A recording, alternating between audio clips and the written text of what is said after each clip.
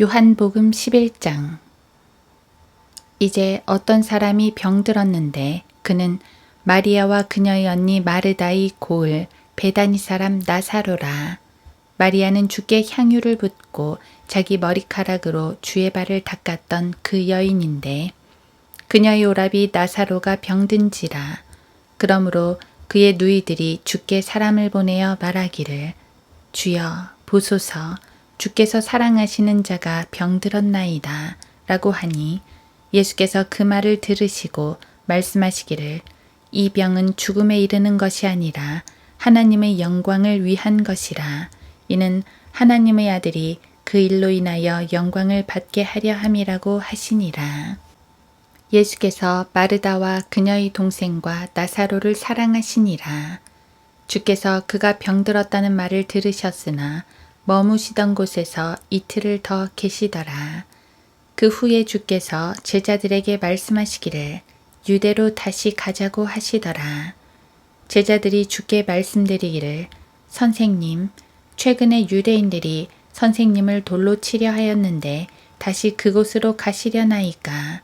라고 하니 예수께서 대답하시기를 낮은 12시간이 아니냐? 누구나 낮에 다니면 넘어지지 아니하리니 이는 그가 이 세상의 빛을 보기 때문이라. 그러나 사람이 밤에 다니면 넘어지나니 이는 빛이 그 사람 안에 없기 때문이라고 하시더라.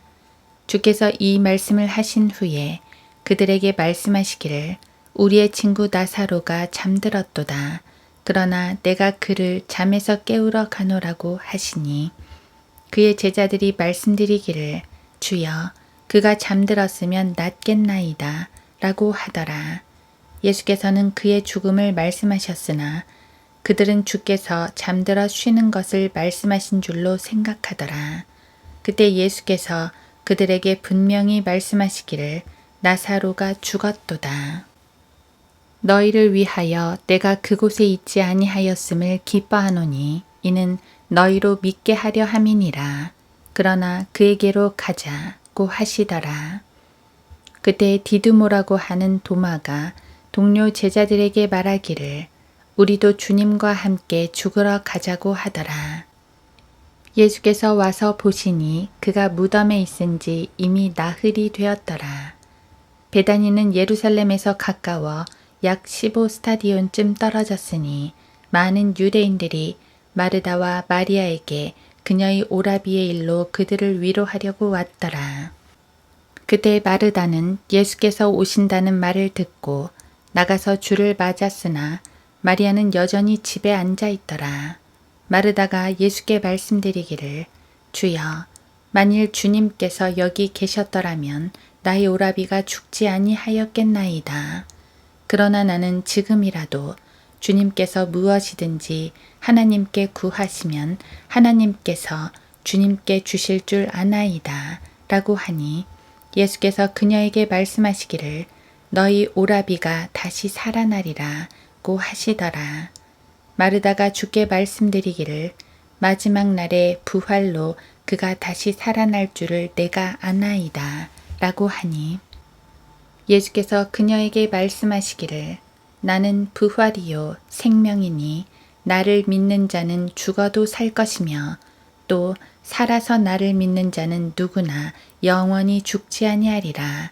내가 이것을 믿느냐고 하시니 그녀가 주께 말씀드리기를 예 주여 나는 주께서 세상에 오실 그 그리스도 곧 하나님의 아들이심을 믿나이다 라고 하더라.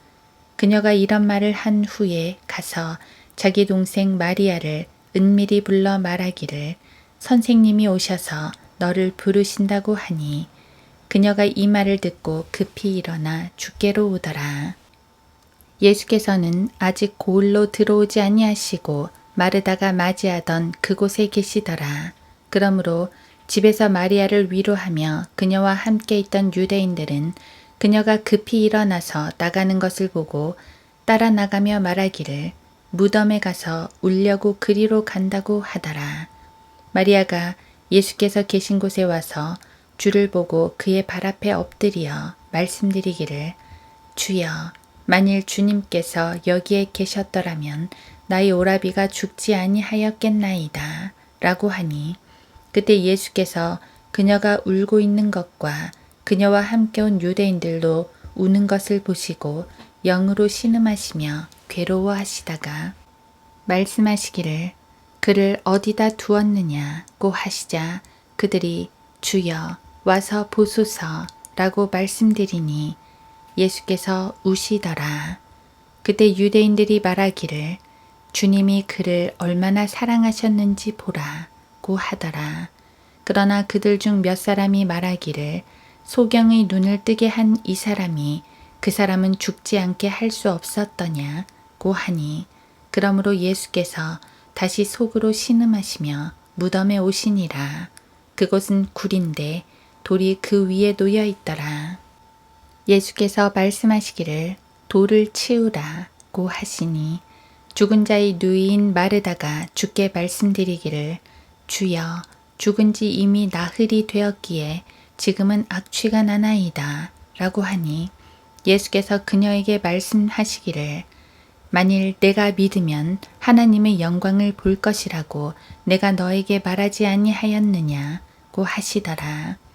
사람들이 죽은 자가 놓여 있는 곳에서 돌을 치우니 예수께서 눈을 들어 말씀하시기를 아버지시여 내 말을 들으신 것을 감사하나이다.